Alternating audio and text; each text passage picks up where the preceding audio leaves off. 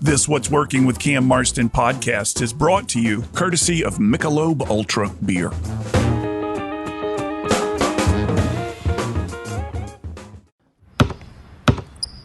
They say consistency is the key to success. They weren't wrong. So how about grabbing a beer that's consistently smooth, consistently refreshing, and consistently light? You might just find that the road to success can be pretty enjoyable. Michelob Ultra, the perfect balance of taste and refreshment, and only 2.6 carbs and 95 calories. It's only worth it if you enjoy it. Enjoy responsibly. Anheuser-Busch Michelob Ultra Light Beer, St. Louis, Missouri.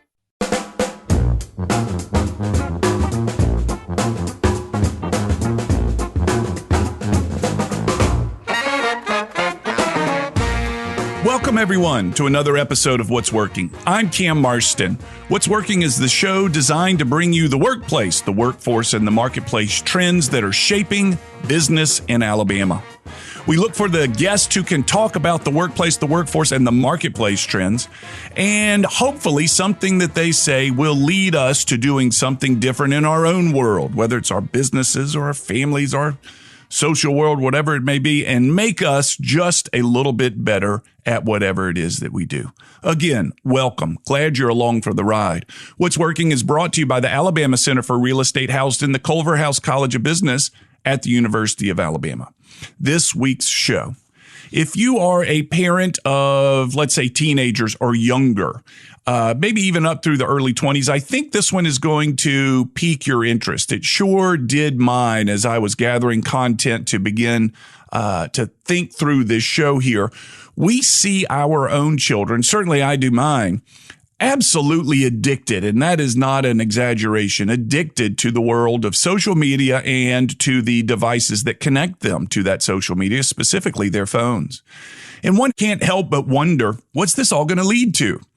Is this addictive behavior that our children are showing, that's, let's face it, you and I are facilitating it as their parents. I put that phone in my kids' hands.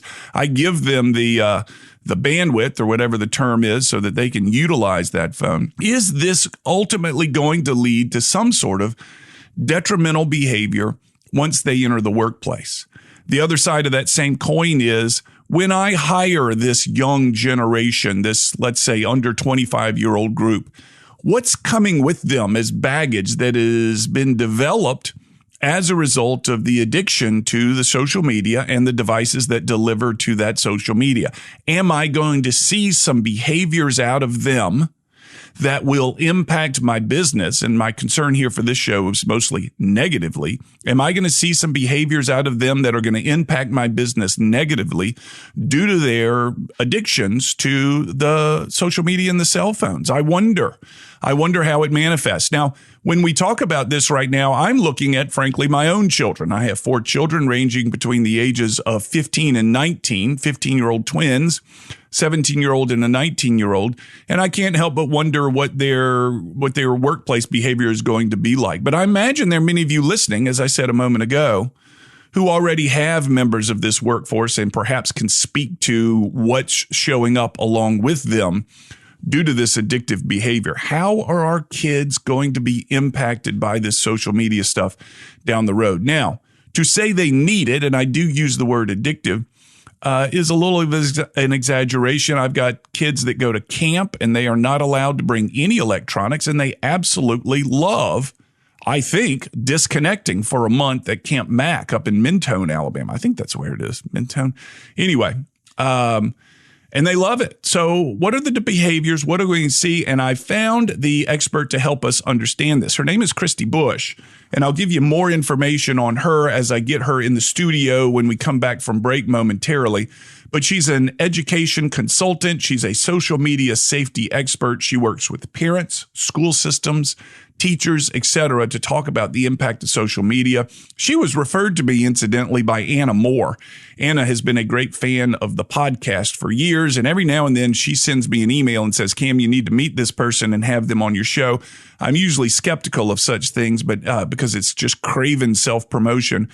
Anna's never self-promoted. She's always sent me people that are really good. Anna, thank you. Please keep the referrals coming. When you listen to this, folks, you may say, hey, I know somebody that needs to hear this. You can find this podcast at what'sworkingcam.com. Again, what'sworkingcam.com. When we come back from break, Kristi Bush and I will be in the studio. You're listening to What's Working, brought to you by the Alabama Center for Real Estate, Culver House College of Business, University of Alabama.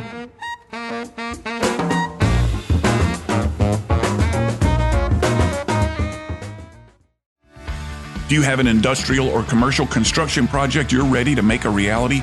Person Services Corp is a diverse specialty contractor capable of tackling complex projects. They've won awards from Engineering News Record and the Association of General Contractors.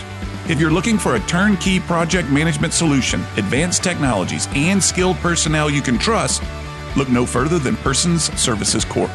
Find out more at personsservices.com.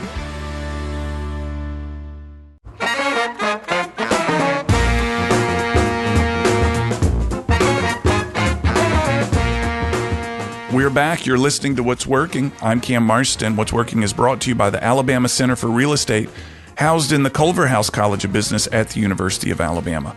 I'm in the studio today with Kristi Bush. She is a national education consultant and social media safety advocate, a licensed social worker with greater than 15 years of clinical practice and healthcare experience. She attended Troy and Auburn, where she studied social work and counseling. Her expertise in what we're going to get into today is youth and social media, and whether the impact of social media on the youth is positive or negative, and perhaps importantly for the workplace, whether their experience in social media is somehow going to manifest itself in the workplace at a later date. I guess realistically, we could say that the youngest ones coming into the workplace today have had an extraordinary amount of experience with the social media. Perhaps we're seeing it under our nose already. But I want to begin this conversation, Kristi, going back, if you will. It seems to me like every parent generation looks at the habits and the hobbies of the youth today and finds something to worry them about how these kids are going to come out at the end. And I'll give you the example.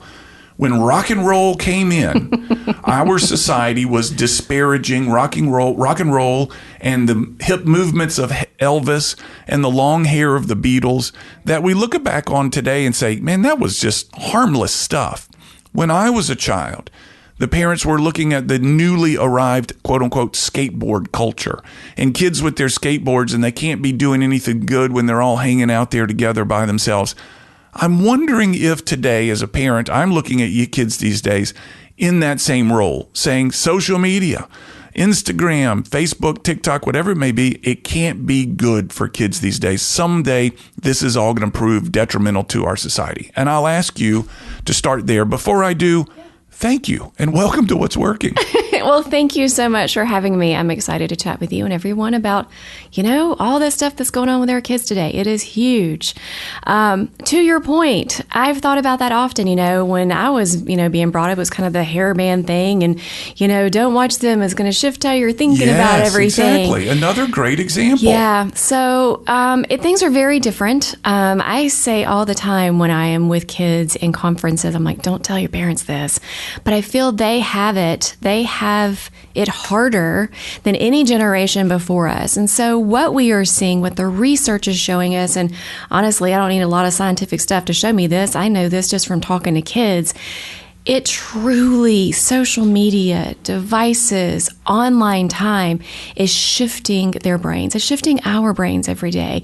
How we process, how we think, how we react, how we feel. There's also this really sort of interesting reaction that's happening within our bodies. Our brain structure is changing. So it's not just, hey, you're watching Elvis and, we're kind of doing some crazy dances and that might make you think about something bad. Truly, there's been a shift. We've seen anxiety, depression, suicide, all-time high. That's been linked indirectly, and if you ask me, I think directly, to unrestricted social media use, unrestricted device use with their youth. And then they're carrying that through, sort of generations to come, and that's a whole nother, we can get into that in just a minute if you like, but it's something that I've really been researching, and it's that cycle of trauma and digital trauma that they are experiencing. So what you're saying is it is different this time. Yeah. It's not Elvis. It's not long hair Beatles. It's not watching Kiss or going to a what was the guy, Alice Cooper concert, and you know, his antics on stage, which we look back, at least I look back on now and say, you know, the guy was just trying to troll for ratings, attention, etc. Sure. And he did some outlandish things, but the parents at the times were sure this would send us all into a tailspin, and here we are running the show. One of them has a radio show and is sitting in front of you right now. But you're saying it's different this time. But implying in that is that the human brain, which has been developing, which let's say has been developed for, I'm going to pick a number, 10,000 years. Sure. Has suddenly changed? Yes. And so, you know, that's what we're seeing is because what's happened is if you look back for thousands and thousands and thousands of years, we didn't have devices. We didn't have this digital world. And so our bodies truly are biologically hardwired for connection. It's hardwired for face-to-face interaction. And so now we're being thrust into this device era, which, by the way, the first month of the pandemic, device time went up 300%. I'm sure it did. It was absolutely crazy. And we can't shove that toothpaste back in the tube because here we are. So kids are on devices even more. And, you know, kind of looking back just a second as we're talking about these eras of growing up with Elvis and all that kind of stuff, one of the realities of that was if you saw Elvis, you saw him on TV for 30 minutes? You went to a concert for an hour? It wasn't a 24/7 proliferation of video and content. And as we all know, because I don't want to get on here because I'll have someone say, but there's great stuff. There's beautiful things that can happen. But kids by nature, and sometimes adults by nature, because we're human, will kind of look at the things that we don't need to be looking at because there's a curiosity aspect. There's all these things, but all that sits with you. Mm-hmm. And that sits with us 24/7. Our children can't escape it. You know, you and I keep saying you and I, I'm almost 49 years old. So my generation, you went to school. If you had trouble at school, you left every afternoon and you got away from it. You went home. So it didn't follow you. And so our children have social media. So if they're on Snapchat, if they're on TikTok, if they're having issues at school, they're having bullying issues, that follows them. Whatever they're immersed in, whatever they're looking at online, if their phones are not restricted, if their devices are not restricted, 3 a.m., they're just sitting there scrolling and scrolling and scrolling. I'm going to play the devil's advocate. Sure. Though, Kristi, I believe you. However, I'm going to play the devil's advocate here. When the romance novels of the Enlightenment age, not the Enlightenment age, but the Industrial age came out, and kids and parents as well would grab these books and read these fantastical romances and fantastical stories. Could we say that was a similar thing? These kids were putting themselves in a unreal world, saturating themselves with these books that they would sit with on hours. Now, today, if we looked at a child reading a romance novel, I'd say at least they're reading something. Right. But could we say that, you know, kids have been exposed to fantastical ideas before. Right. They've saturated themselves in it. This is, you know, again, I'm playing devil's advocate, but that's exactly what's going on today. So when you're reading something, it's not moving. It's not a moving object in front of you. It's not video, which is very, very different. So when you're reading something, you're sort of left to your own devices of what you think of something or how you see it or how you view it, which is where you can get lost in books, which I'm a book nerd and I think is beautiful and wonderful. And I hate that we're getting rid of them, right? Yeah. So, you know, children are now being exposed to real life video, you know, real life things, and that fires the brain differently. That reacts with our body differently when you see these things. You can read about something online, but there's usually an accompanying video. And if you'll notice, Instagram, it's all videos now. It's all these reels, or, you know, TikTok, it went from 60-second videos to now we're looking at 2-minute videos or 3-minute videos. Just gets longer and longer because we're sort of visual by nature, and sort of all that proliferates and sits. And so it's very different to see almost a living, moving thing versus if you're just reading about something. So let's imagine that a kid walked. So I've got 4 teenagers. Yeah. Let's imagine that any one of my children were to walk into the studio with us. Is there something you can identify in that child by just looking at him or her to say, "Oh, they spend so much time on their phones"? Is there, you know, They don't have pasty skin. They don't have eyeballs that glow or anything like that. But are you beginning to see physical manifestations of behavior that come from this? Yes. So kids have always been, by nature, a little bit awkward, especially when you hit those teenage years, if you will. But what we're getting is children that cannot make eye contact at all. When we get talking about the workforce that are having real trouble interviewing because they don't know how to sit in front of someone and have this face-to-face connection. Why? Because it feels uncomfortable. And so teens today have been living through a digital world through all of that uncomfortableness. So let me take it back for a minute. When I was in school, if you were uncomfortable in your skin, right, you can kind of talk to a few friends, maybe feel a little bit better about that. But at the same time, you're also forced into situations where you had to deal with that. If you had a problem with the teacher talked to you face to face. If you're going to go interview for a job, when I did, I interviewed face to face with people. Mm-hmm. There wasn't a lot of this online stuff first. So for kids, there's been a little bit of an out where they do not have to recognize or deal with sort of that uncomfortable feeling. So now we're seeing it's hard for them to have conversation. It's hard for them to go and sit and interview. It's hard to make face to face eye contact. So you think that is your hypothesis is that is a direct result of living in what I'm calling living in the phone? Yes, absolutely, I do. Because our bodies are hardwired for connection, but they don't understand that connection. And that actually starts from birth to age 3, where children, actually the biggest time of life, the most impressionable time of life is birth to age 3, where we learn faces, we learn recognition, we learn how to communicate. And how many 3-year-olds do we know that have a tablet? So it's a giant flat pacifier. Yes. That's what it is. All right, we'll come back after this break. I'm with Kristi Busch. We're talking about social media and its impact on children. She studied social worker. She from Troy and Auburn, and one of the leading experts in our area, travels the nation delivering this content as well. We'll be right back. You're listening to What's Working. I'm Cam Marston. What's Working is brought to you by the Alabama Center for Real Estate, housed in the Culver House College of Business at the University of Alabama.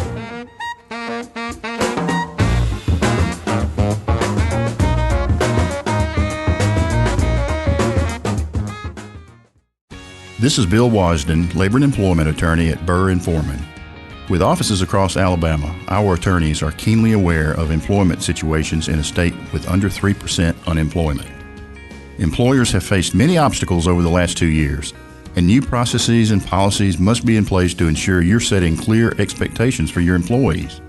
We've created a list of the top 5 legal and operating issues facing employers in 2022 that will, ultimately, ensure your company is prepared for a data breach, the Great Resignation, new presidential executive orders, or potential overtime rule changes. Reach out to me at bwasden@burr.com, that's BURR.com, or my partner Katie Willis, kwillis@burr.com for this information. Burr attorneys are here to help you with your labor and employment law needs. No representation is made that the quality of the legal services to be performed is greater than the quality of legal services performed by other lawyers.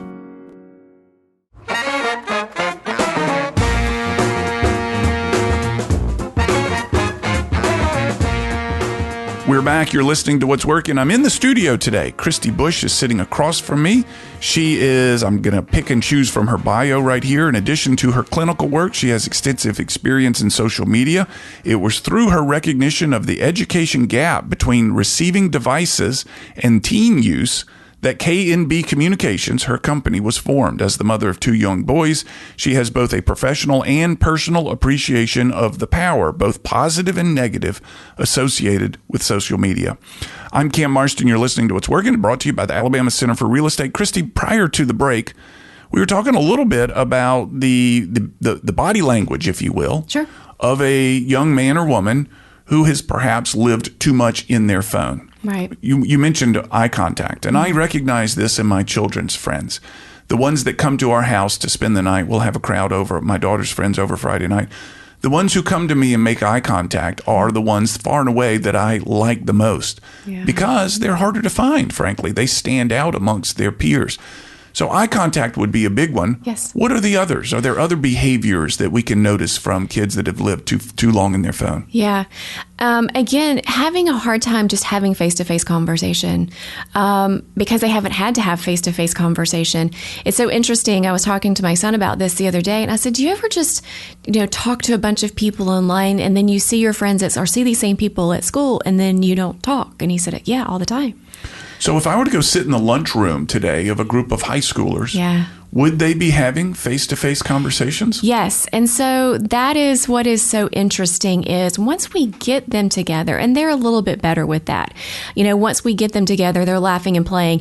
But many, many times you also will. So outside of school where maybe the phone's kind of taken away a little bit, you get them in social groups and they're on their phone beside one another. Sure. We've all seen that. Yeah. So that's, again, one of the things that has frustrated my son is he said, I'm like, hey, Bud, do you want to go hang out with your friends this summer? He's like, Mom, I'm tired.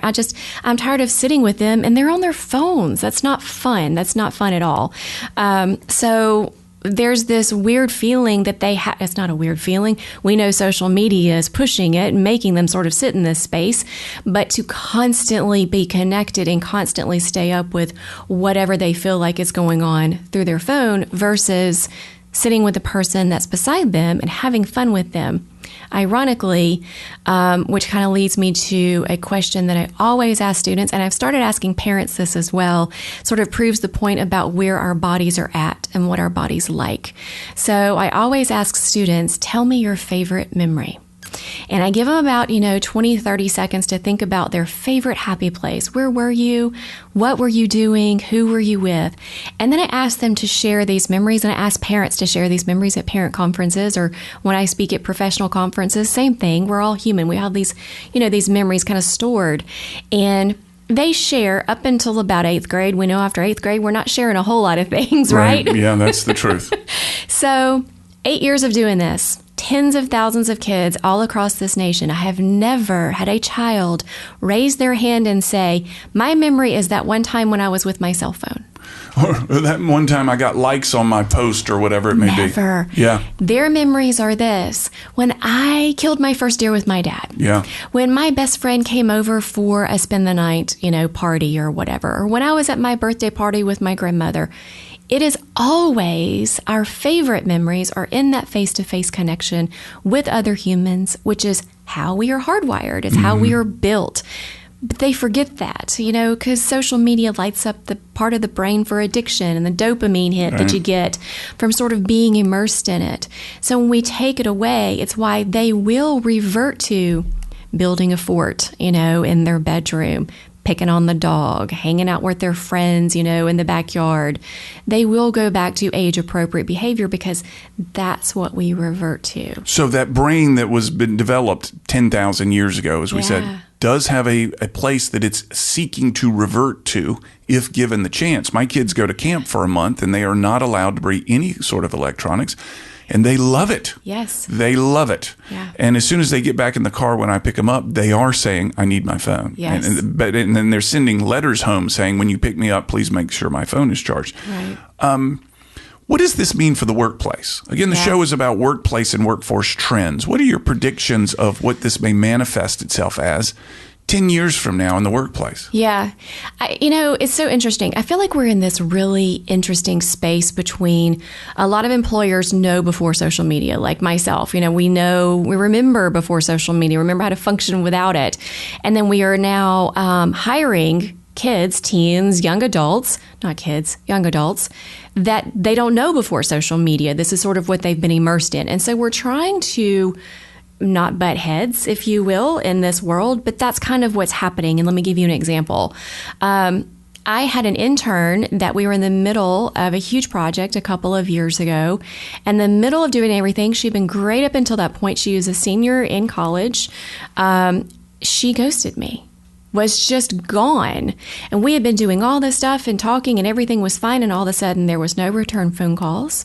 There was no return emails. And I got really worried. So I'm sending texts, I'm sending emails, I'm doing all these things. Do not get in touch with her.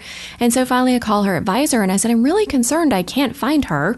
Is she okay? She said, yeah, she was in class today. the reality is she's been raised in a generation where things get hard or sticky or weird or you don't want to deal with it. You can just hit an off button or click end or not respond or just leave the situation. You know, I've heard that from the game. It's kind of a part of the gaming community. I'm not winning this game. I'm going to just reset the game and start again. Right. And that's what she did to you. That was it.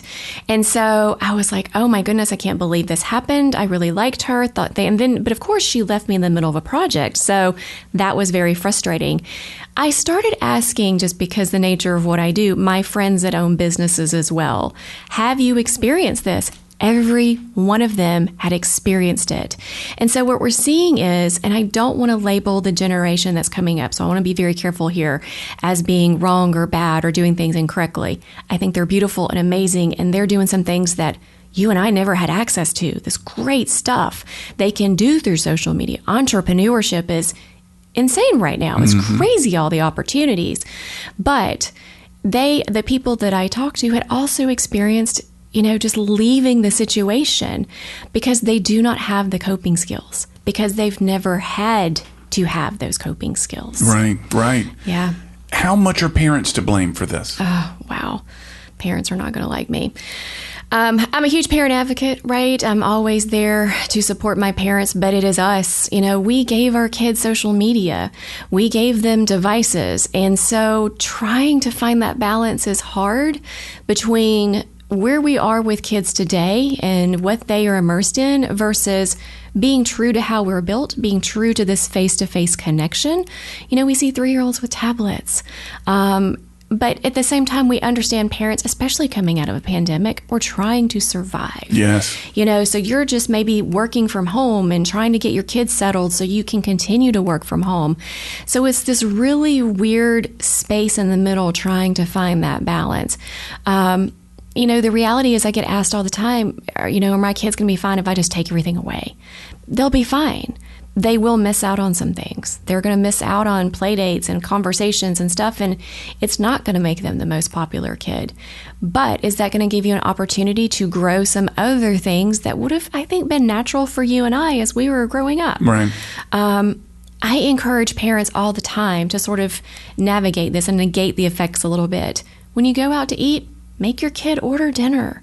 Make them look at the waiter and say, this is what I want to order. This is what I want to have, right? Have device-free dinners yourself at home where you're looking face-to-face with one another and having those conversations. I say all the time, nothing is better. There's just nothing better than open communication and talking face-to-face. And that goes back to the workforce and trying to figure out what are we going to do to bridge that gap between where we have employers that remember before, and maybe some of us may still be operating a little bit right on the before. Right, yep. And then some of the kids that are now operating in the social media space, keeping that line of communication open to be able to learn from one another. So I'm glad to hear what you've said. Sure. A number of times when I've had these conversations with employers about kids these days and whatever it may be, and it's always more often than not, it's a disparaging comment. Every now and then you'll find somebody who really has something to champion about them.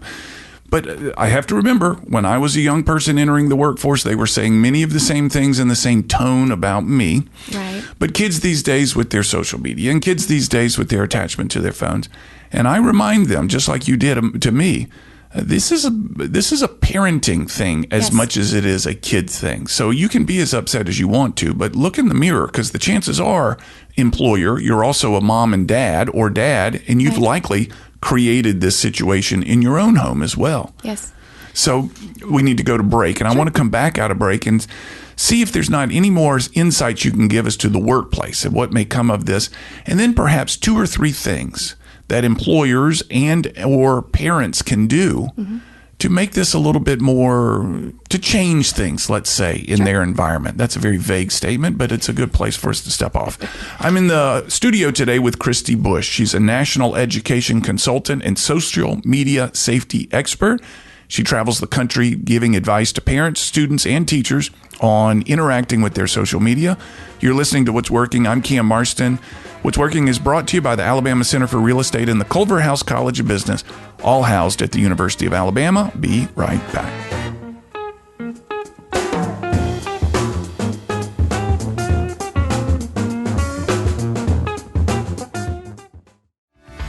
Person Services Corp is a diverse specialty contractor that's changing how people think about general contractors. Person Services Corp has experts in industrial and general construction, disaster recovery, infrastructure, and mechanical. They offer the latest in industry technology, turnkey project management services, and custom project solutions. Person Services Corp has 5 offices across the Southeast to meet you anywhere your project demands. Find them at personsservices.com. Customer service never goes out of style. In fact, I think it's safe to say that customer service is more valuable and more important now more than ever. Hi, this is Cam Marston. One thing that my over 200 episodes of What's Working has taught me is how important customer service is to building and maintaining a thriving business. It's the growing need for customer service that's led me to partner with one of the state's leading customer service trainers to create our program called Delivering 5-Star Customer Service. Your team will get one 90-minute training session per month for 6 consecutive months. Each session builds on the skills learned the previous month, allowing your customer-facing teams to practice before moving on to the next lesson. And the 6 lessons address everything from appearance to electronic communications to conflict resolution to maintaining a service mindset. Our program travels and is delivered in person at your workplace, nothing virtual. You simply can't practice the level of the skills this course teaches virtually. For more information, email me, cam@cammarston.com, and let's schedule a time to talk. Remember, you have less to fear from outside competition than you do from discourtesy and bad service from inside your own company. Again, email me, cam@cammarston.com, and let's talk about your business.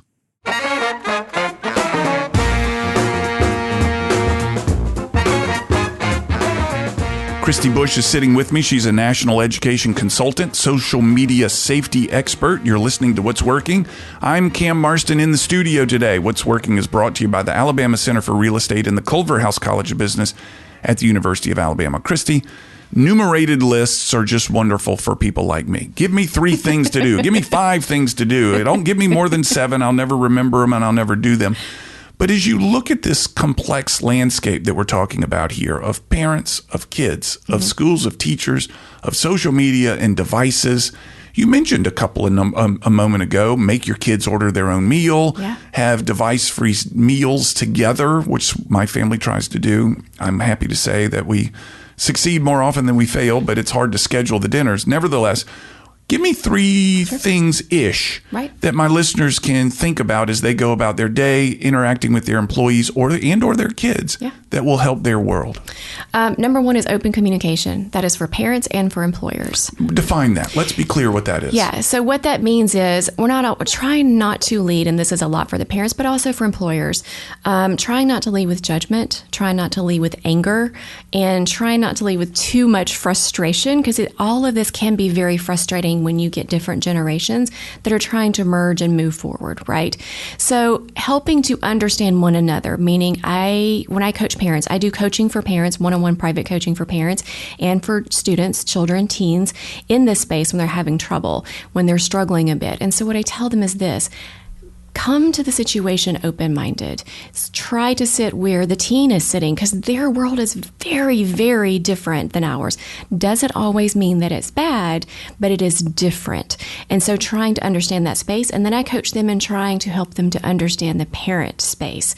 Meaning many times parents will lead first from fear, because we understand before social media and after. So a lot of our get off your device, stop doing that, pay attention to what you're doing, many times may lead from fear versus, hey, dude, can you kind of show me what's going on today? Like, show me one of your best videos on YouTube, or what's so much fun. You've just touched a great nerve in me, leading from fear. My fear is that my children won't develop correctly. They won't be able to speak to other adults. They won't be able to get the job because they can't interview. Right. My lead, when I see this through my own children, is fear. Yes. And, that's a great insight for me. But you've just advised me to, rather than saying, get off that stupid thing and look me in the eye and talk to me, I should say, What did you see online today that humored you or something like that? Yes. What brought you joy? So, our kids are in this space. And as parents, I say all the time, it starts at home. We're the one that gives them the device. We're the one that allows whatever the social media apps our kids have.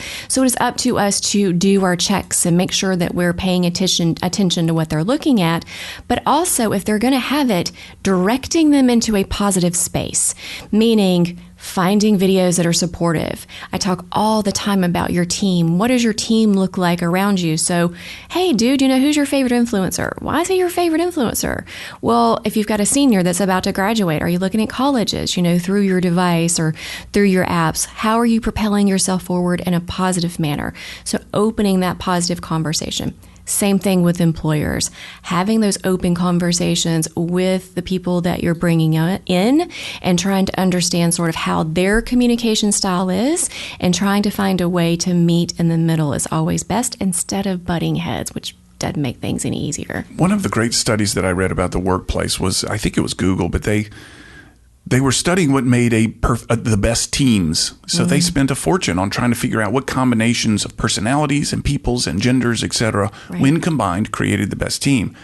And as the story goes, I don't know how true it is, but I like the story, so I keep telling it. As the story goes, they learned that the best teams functioning at Google were the ones where the managers would arrive at meetings 30 minutes early, set their devices aside, and pay attention to the people as they came through the door. Yes. And it became known that boss is going to be in the conference room 30 minutes early. Get there early because we tell stories about the weekend and we share stories and laugh. And he says, hey, we're going to start the meeting at 9. Yeah. But at 8:30, let's come in and share stories. And it was open communication, to use your phrase. Yeah, and those teams were the ones that flourished. Yeah, and which is, right, face-to-face connection. Absolutely. That's exactly what it is. Yeah. So number one, open communications, non-biased, no judgment when entering the communication.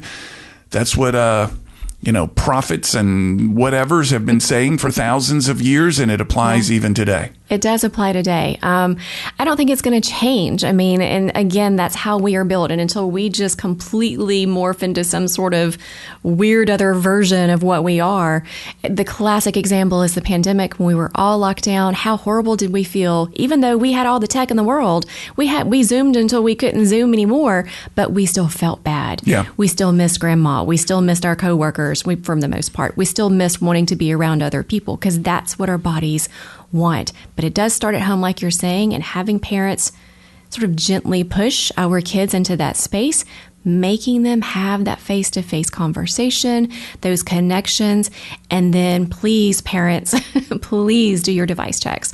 Do your random device checks. Look at what the kids are doing. So number one, open communications, device checks. Is there another? Number two? I say all the time, with parents, and this is in the parenting space because I know parents tend to go sideways when they listen to me. Your eyeballs are free. So don't feel that you've got to spend $5,000 on any kind of monitoring system to monitor your child. Take a look at what they are doing. Get familiar with what they're doing on their phones. Set boundaries, set restrictions, and please stick to those. Make sure you have those appropriate boundaries. Start young. Start age 4. Literally start very, very young having these conversations with your kids. Do you see, I can't imagine that social media consumption would increase because there's no room for it to increase. That's the cynic in me, I guess, coming about that conversation. Yeah. What do you see the future of this being? I'm a little scared, honestly, because of some of the things that I've seen, and I'm scared for the generations to come if we don't do something about coming back to kind of who we are because of the depression and the suicide and the anxiety that we continue to see. And we're not stepping back from our devices. Our kids aren't coming home and saying, hey, Mom, Dad, can you hold my phone for me today? Because I just can't do this anymore, right? No one's ever said that. Never. So we're not doing that. As adults, for us, it's hard to step away from it. So enforcing those rules upon ourselves because our brains just are not meant to be immersed.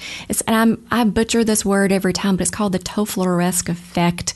But it's really too much too soon, and your body tends to reject anything that is too much too soon. Interesting. Yeah. And so that's kind of what's happening with us, which is why our shoulders and our ears are eating one another when we walk out of the house every day from anxiety. Anxiety. Are you seeing differences? I had a guest in here about a year ago, I guess maybe, talking about gender differences, male-females in the coming of age, and the boys were failing. I mean, really dropping behind academically in a shocking and alarming rate. If I'm not mistaken, the suicide rates in males are higher than females as well. What are you seeing? Yeah, well, suicide and, among our youth is the second leading cause of death right now. And that has also been linked to devices and online and all of this use. Causation, correlation sometimes, is hard to kind of prove, but we can take a look back at when all this stuff sort of got injected and then kind of as the things rose. So I do. Conversations with boys is different than conversations with girls. Girls are, posting the videos and posting pictures and kind of looking at one another and what we're doing and how they're doing it. Boys are a lot of gamers. They get very immersed in that gaming world. For our boys that are very internal and intrinsic and shy, a gaming world provides an outlet for them to feel connected many times. So they sort of get out of that space of, being able to connect with one another. So there's so many things that we are seeing that are detrimental from too much use, which too much of anything is bad, right? But we are seeing some of these serious issues. So an employer, let's go back to almost where we started. Sure. The employer who's bringing a new hire in may see a young male or female who has an absence of eye contact. Yeah. And that employer may jump to a conclusion, who knows what it is, that this person isn't for this place. What should that employer now think based on what you and I have just discussed? And I think that's the hard part is many times we'll see kids that don't do eye contact and you think, oh, well, they're just being mean or they don't care or they're just standoffish. Many times it's because they just don't have the skills and it feels weird and it feels awkward and uncomfortable.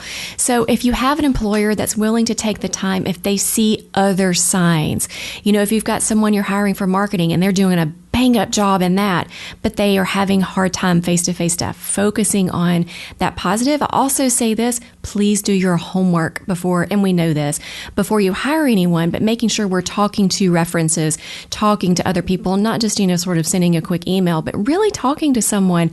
Hey, should I hire this person? What are they like? What are they really like?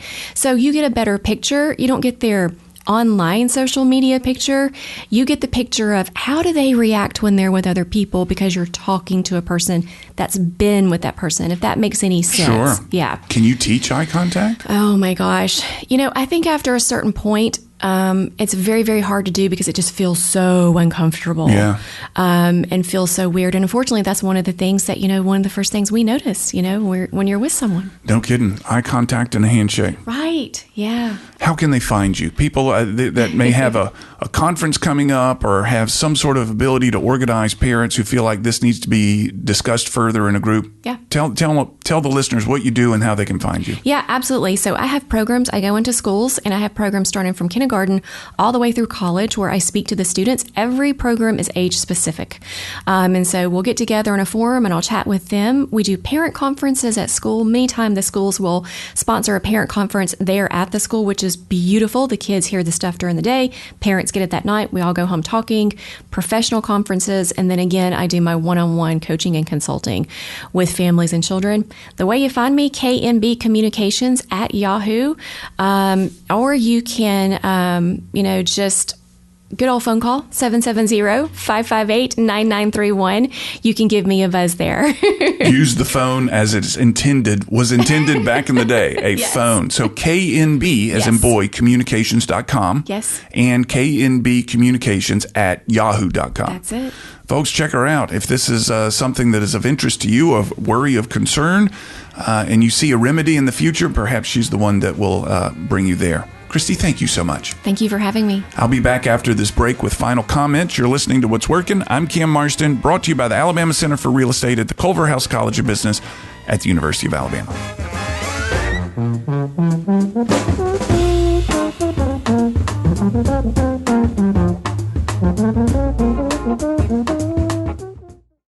This is Bill Wasden, labor and employment attorney at Burr and Forman.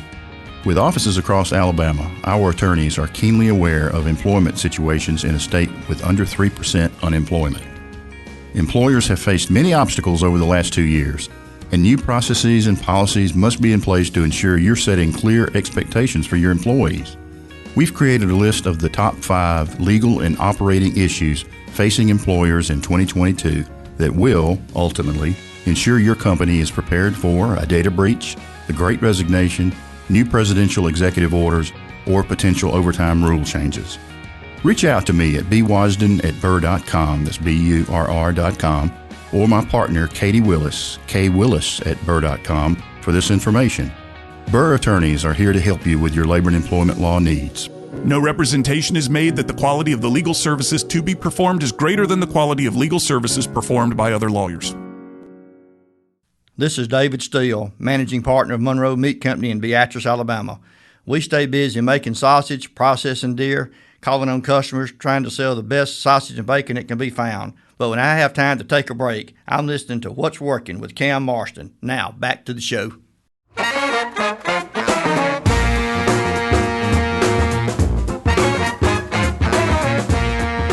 We're back. You're listening to What's Working. I'm Cam Marston in the studio. Just wrapped up the conversation with Kristi Bush about social media and the next generation and what's coming into the workplace with them as a result of all this social media that they've been weaned on. What's Working is brought to you by the Alabama Center for Real Estate and the Culverhouse College of Business, all housed at the University of Alabama.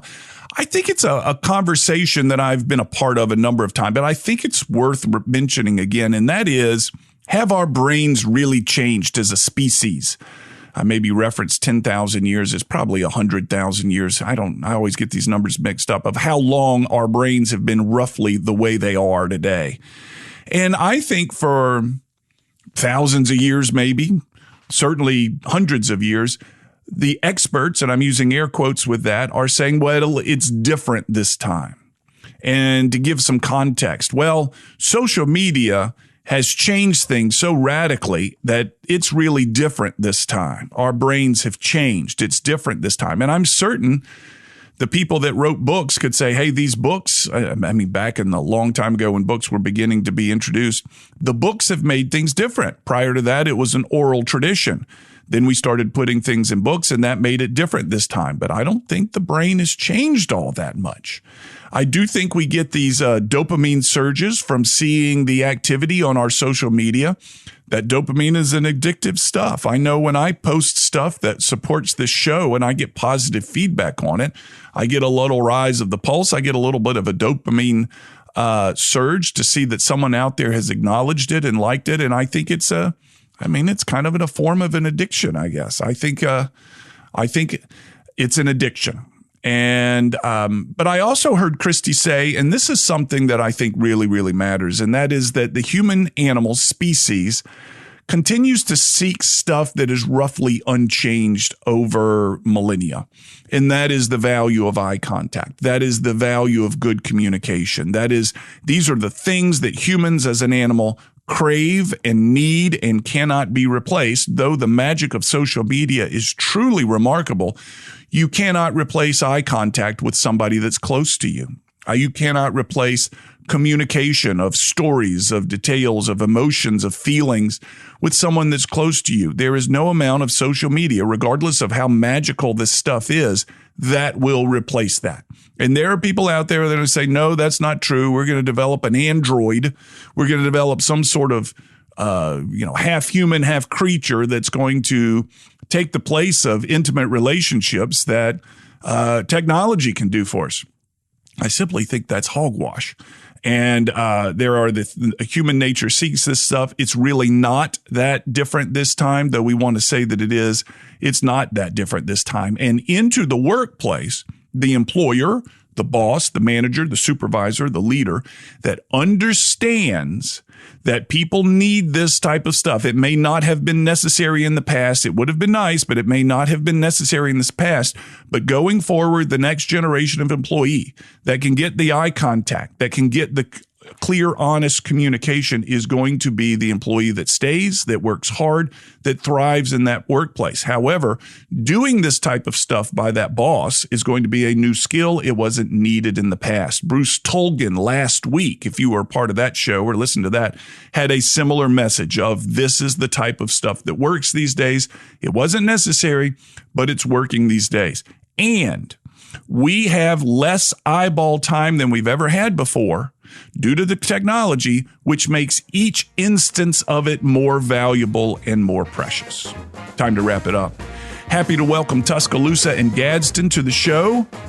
Glad you're out there, listeners in Tuscaloosa and Gadsden. Please interact. Cam@cammarston.com. We'll have a new show next week, brought to you by the Alabama Center for Real Estate. The show is produced by Eye on Digital. Have a good week, everybody.